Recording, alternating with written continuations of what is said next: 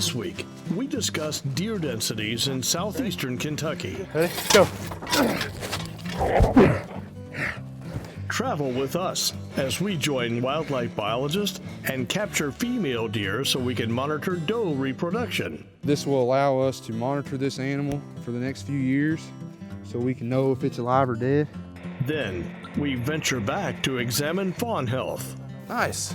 Well, look at there. Found a second one. This week, it's all about deer. It looks like we got a female. A little female. Next on Kentucky Afield. Yeah, we got one. Sweet. Muskrat? Yeah. Good job. What do you know about that, man? That's a good fish, man.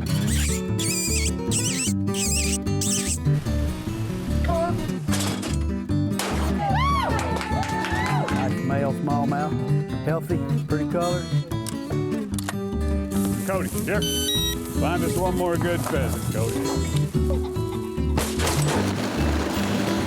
As biologists, we catch ducks and we place bands on them. And it's just a really excellent place to see cottonmouths. I like it. What do you think? That was pretty fun.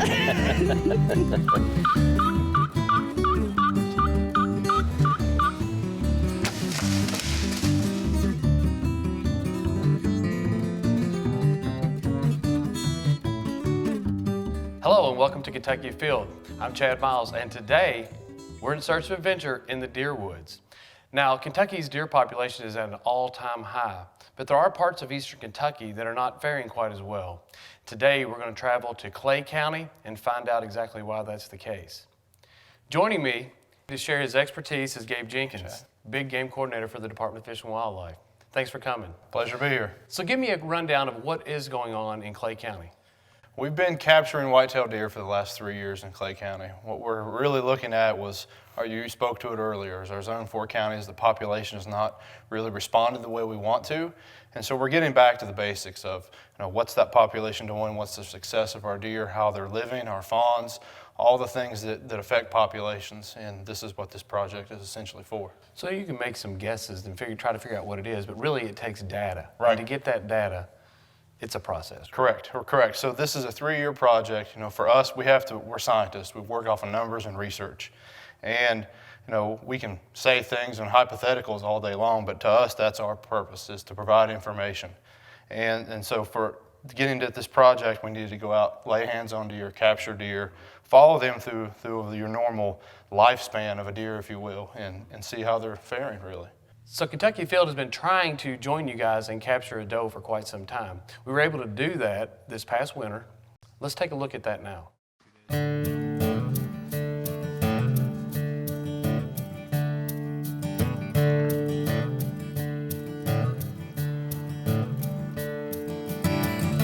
We're in Clay County, around the Oneida area. This is the most beautiful place in the world when it's some snow. We're out checking one research project that's with a joint project with Kentucky Department of Fish and Wildlife and the University of Kentucky.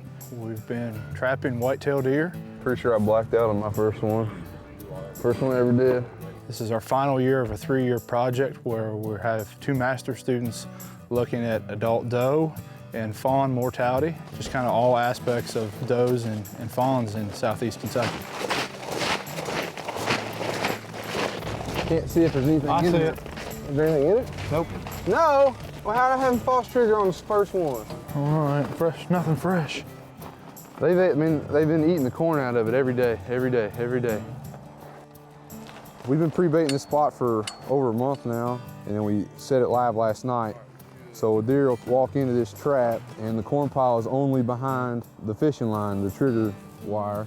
So when it comes in here to eat some more corn it's been used to eating for a month, well, this time hopefully gets a surprise and it sets a trap off and gets caught inside.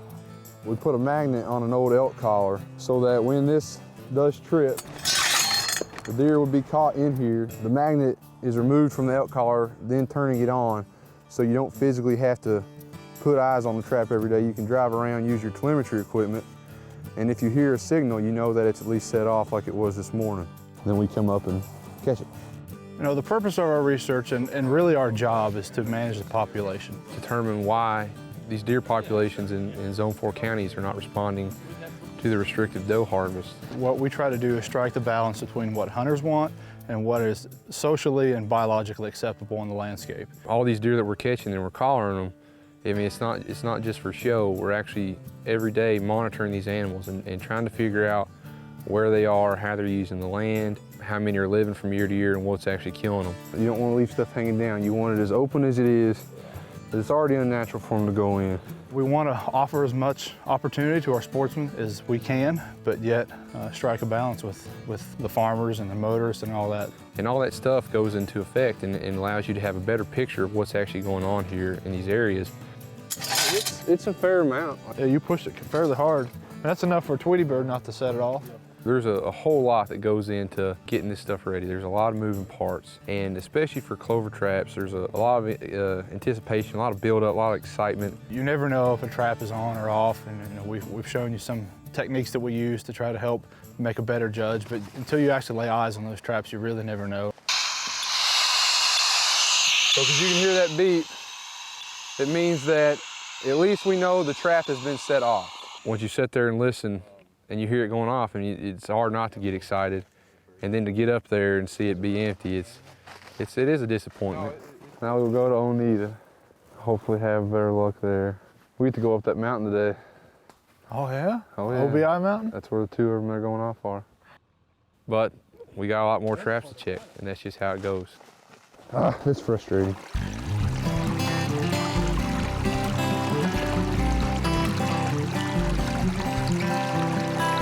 All right, we're gonna go up here. We got a deer in the trap.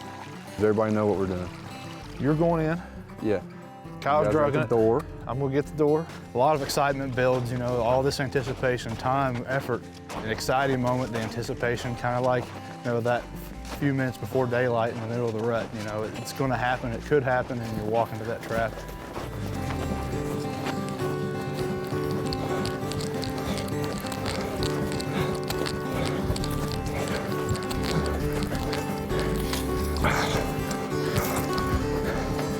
Recapture. Recap. That's all right, it's a doe though. It's fawn. All right. Ready? Yeah. Ready? Go. Bring the legs back. All right, Kyle. Left side here, Kyle. We're about to immobilize the animal. Just gonna give it a half cc of BAM in the right shoulder. Okay, and record the time. I got your time. Now, 11:57. the important part you're doing this is get in and restrain the animal so it can't flop around and hurt itself or you. It's nice when you straddle them. The interesting part about this animal has just been captured before, so one of my fawns. But it is a female, so it will get a collar and be part of the adult study. And as it starts to get loopy, you'll notice it'll start to kind of sway. That's how you know the drug is taking effect. It usually takes about 5 minutes for them to go down.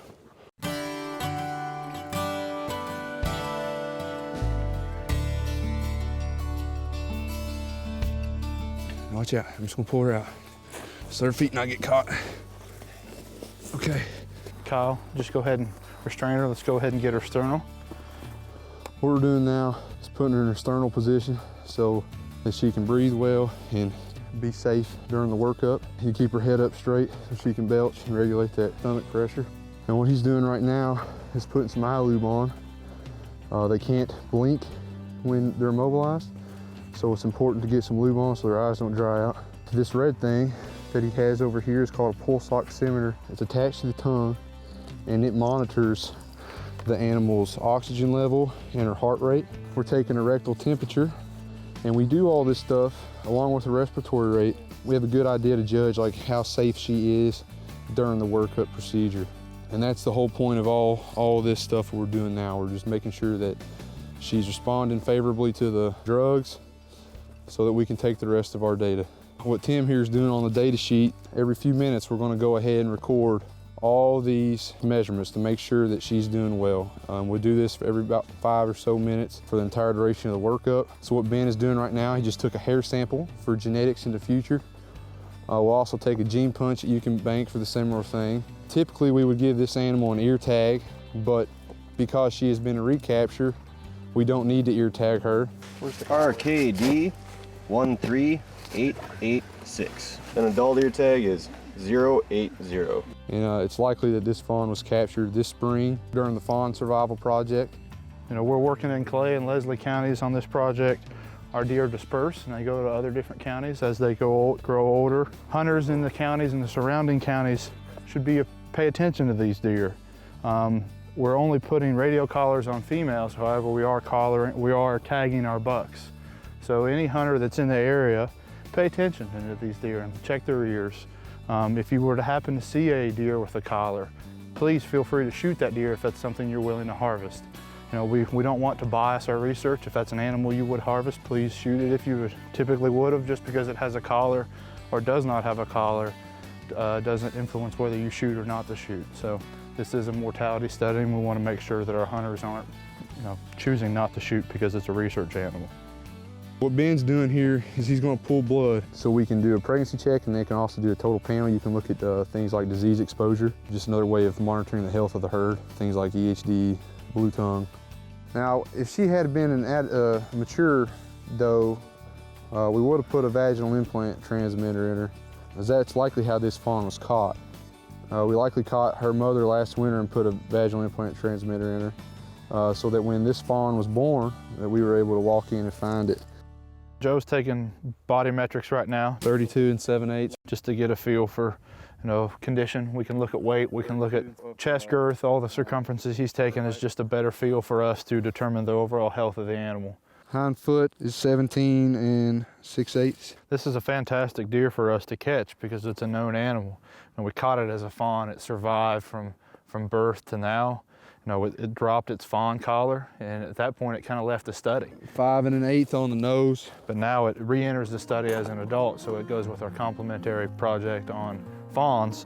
Now it moves into our whitetail or our adult project. So, it's good to have an animal that goes from one project to the next. 58.5 total length. We can be more precise and have a better feel for what things are going on in southeast Kentucky. What I'm putting on now is a VHF, a very high frequency collar. This will allow us to monitor this animal for the next few years so we can know if it's alive or dead. Each one of these collars has a unique frequency that allows us to track this individual animal. We can find out wherever it goes and find out when it dies and where it's at. We like to find out what killed it too. That all goes into the part of the project. It's all useful information to have.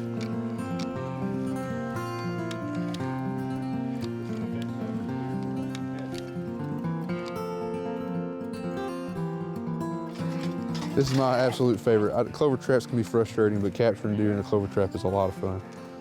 I refer to it as a dream come true. Yeah. That's a pretty good explanation.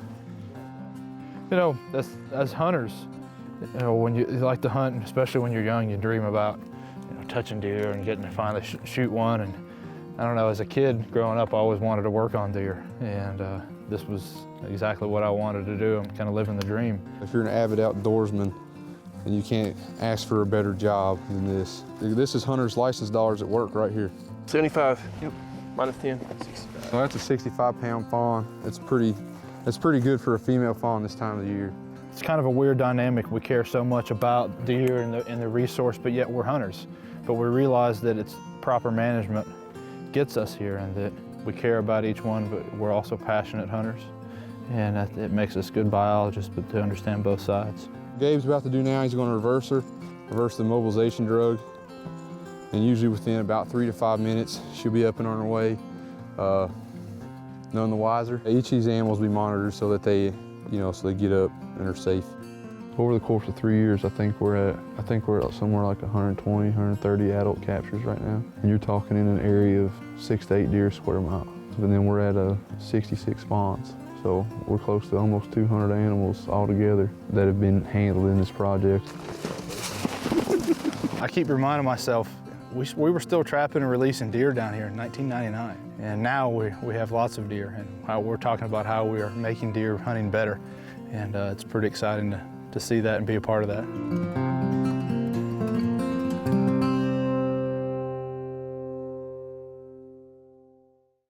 And after watching that, it looks like there's a lot of trial and error in capturing those deer to get this data.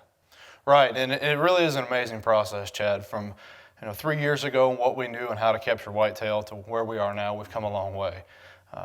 We've had 2 students through UK. It was a learning process, a variety of technicians and volunteers and agency staff coming to help. And it really is amazing the time and effort and hours our folks have put into this to get to this point. You see the culmination of our hard work and research in a 5-minute segment here, but we were months and years getting to this point. And every deer that we capture is very important, and we want to make sure and show everybody what's going on, and pretty excited to do so and share with our watchers.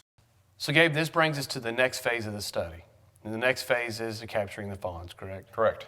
Tell us a little bit about that. So we went from the process of catching the adult to now, fast forward a few months, that adult and multiple adults in our project are giving birth. So now we're going to go out, try to capture the fawns that we've implanted, also capture fawns that we found walking along and looking, and now we'll look at the survivability of these fawns and how they survive into adulthood. So recently, we got together with your crews, we went back to Clay County and went out and captured some fawns. Now check this out. You're looking for where the device was dropped, correct? And it does not stay attached to the fawns, it remains in the birth site, correct? Yep. And what do you call the device? Vaginal implant transmitter. VIT, vaginal implant transmitter, okay. That's really interesting. So that piece was inserted how long ago? About 4.5 months ago. At any point in time when a fawn comes out, this piece automatically comes out with it? Yeah, it will be pushed out. This is a pretty typical birth site in a field. What they'll do, they kind of mash this area out, and actually after she gives birth, she'll eat all of the afterbirth that's in the area. Well, that's really interesting. Like I said, it's not exactly what I was expecting for a place that 1 or maybe even 2 fawns were just born here within a couple hours ago. So we'll take this with us then? Yes, we will take this with us. We'll take a GPS point and we'll start looking for these fawns. Now, usually when they've been born, I guess just recently, they won't be more than 30 meters typically from the birth site, especially in something that's kind of thick like this, because they're kind of wobbly and hard for them to move around. So we need to kind of spread out a little bit and be very cautious and just look. I mean, they can really hide well. Oh yeah. So we'll kind of spread out. The last time that Casey listened to the female, she was in this direction. Generally, it's nice to start searching in the direction of the mother. So I think we'll start walking this way and spread out, and hopefully we'll find them.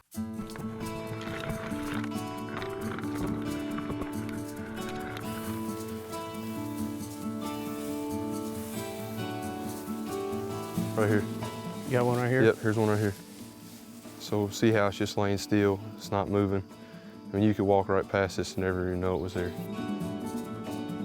We're gonna capture this fawn. You and I will take it away from this area, so we try not to influence, exactly where it's hiding as much as we can, while these other guys are searching for the other fawn. You see these newborns, even when you're touching them, most of the time they don't even move. That's how ingrained those behaviors are in their body. Make sure you guys get a GPS point of this. So we'll take it over here, kind of away from everything else. One of y'all mark that spot. Let me ask you, so are those gloves to try to keep your scent off the fawn? Is that the whole idea? Yeah, the whole idea of this is we're trying to be as scent-free as possible, or leave as little scent as possible. Nice. Well, look at there. We found a second one. Once you guys start, we'll put the bag in the middle, and you guys start working that one up over there. The first thing I always like to do is go ahead and put a collar on it. And this is that expandable neonate collar that we showed you. It's got all this stitching in the rubber bands, so as this animal grows, this collar grows with it until about 9 months, and then it'll drop off. So the animal won't be choked or anything the whole time. So what do you hope to see now through this data? We'll continue to monitor this animal and all the other ones that we've caught this summer 3 times a day until they reach about 8 weeks old, at which time they're weaned and are kind of capable of living on their own. The ear tag is 196. Yep. All right, we'll sex it. And it looks like we've got a female. So a little female. Right, female, yep. And then we'll continue to monitor them until their collars fall off or through the start of the hunting season. What we get from this is kind of an estimate of first how many are living to different time periods, and then We get an estimate of recruitment, so how many animals are being added to the population each year. And we'll also have an understanding of how many animals are dying and at the rates they're dying and from what cause. So how many die from coyotes or hay cutters. 28 1/4. Now just pick her up and just kind of keep her held away from your body, and we're gonna set her into this bag. Look at those long legs. Built to run. All jump, legs. And you just hook her up and tell me how much she weighs. The end game is hopefully we can make more opportunities for the animals and more opportunities for Kentucky sportsmen by making sure that they have the best chance for survival. Yep, that's the whole aspect, or the whole idea behind this project is we want to know what's going on down here so we can better manage these populations for the benefit of the sportsmen and women of Kentucky. 7.91 pounds. Well, I really appreciate you letting me go out and experience this with you today. It's the first time I've ever had a fawn in my hands. I've seen a bunch of them before. And that reminds me, we want everyone to know, please do not pick up the fawns, and don't worry about those fawns that you see. They're not abandoned. Mother's just keeping her safe distance. Correct. Yep. Is it right here? I believe that's it. Right here? Yep.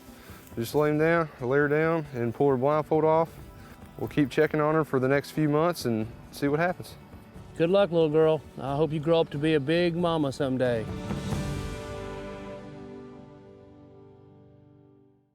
So the work that you guys have been doing is truly fascinating work. Any results that you can share yet? No, for us, when we set out to look at this project, coyotes were the first thing that came to mind in the predation of our fawns. Coyotes are really in vogue right now on whitetail populations all across the country, and we're really interested in how they are impacting our population. And looking at it, we were very concerned about our predation, the loss of our fawns. And subjectively, just looking at the data right now after 3 years, it's not as bad as what we thought. So we know, yes, coyotes do eat fawns, and we have documented that. Yep, that sure does happen. But there are other factors that play into it, not just coyotes, but bobcats, wild dogs, other things that fawns have to worry about and navigate through the woods. Well, it's never too early to start thinking about deer season. Right. So archery season is just a couple months down the road. Not long at all. Give us some ideas. What are we looking at as far as our overall deer herd and population and overall health? Right. For deer hunters, we're really in the heyday. We really are. We're very blessed as a state and hunters in the state to have a lot of deer. We're coming off record harvest from last year. We were setting record harvest in 13, 14, and now 15. There are a lot of deer in the state. And it's a great time for if you're a hunter, and it gets me excited thinking about it. But it's also important to say that we do have a lot of deer, and once you reach that point of a lot of deer, sometimes your quality decreases. So for us in my shop right now, we're talking about management. How do we as hunters, we are the management tool that our agency uses to manage the population. So we need to be thinking about maybe we need to take an additional doe or an additional antler to this deer. I shoot 1 or 2 deer and I'm good, but maybe there are other avenues that I can continue what I enjoy in hunting, but try to help us knock back that population a little bit in some parts of the state. Overall, I mean, I know that the Department of Fish and Wildlife doesn't hear about every Boone and Crockett buck taken throughout the state of Kentucky, or the Pope and Young bucks, but the numbers have been growing too. I mean, our numbers of quality deer have grown substantially over the last 20 years. Correct. You think in the 1990s we were a nobody state in deer management. So where we are now, and you pick up any outdoor life or North American whitetails, and you're going to see Kentucky everywhere. And it really is a testament of what we have. When you think about it, we're over-the-counter tags, pretty affordable tags. There's not a draw, there's not a process, and you can have a reasonable chance to shoot a nice deer and see deer when you're on the landscape, and that's good. I mean, that's what we want to provide. And how much of this do you contribute to the fact that Kentucky really was one of the first states that went to the 1 buck? Right, and that is, in my mind, that is the big thing on allowing those younger bucks to move up into the older age classes to where we can have those quality animals. Where we sit and we think about, should that hunter shoot a spike or shoot a 5-year-old deer? That's hunter's choice. But allowing that 1 buck is the key to all of that. I've been deer hunting since 13, 14 years old, and in my lifetime, the idea of taking a spike buck or a doe, back then, you'd shoot the spike buck. Right. I mean, and so in my time, that has changed dramatically. Nowadays, there used to be a little bit of stigma to shooting a doe. Right. Nowadays, we'd like for you to take a couple of does and then harvest a mature buck or a nice buck or whatever makes you happy. It doesn't have to be a monstrous deer, but don't have a stigma to shooting a doe. Correct. For us, and like you said, in the part of the states, we need to shoot some more antlerless deer to bring that population down. And so don't think about that. If you're looking for more meat for the freezer or just a way to extend your season, get out there. We have a lot of opportunity, a lot of time and seasons to where you can enjoy your passion and shoot a few extra deer. Well, I don't want to be wishing my time away. I'm enjoying the season right now, but I can't wait till that deer season comes on. It's not long at all. No, it's right around the corner. Well, thanks for joining us. I Pleasure. really do appreciate having you. Thank you.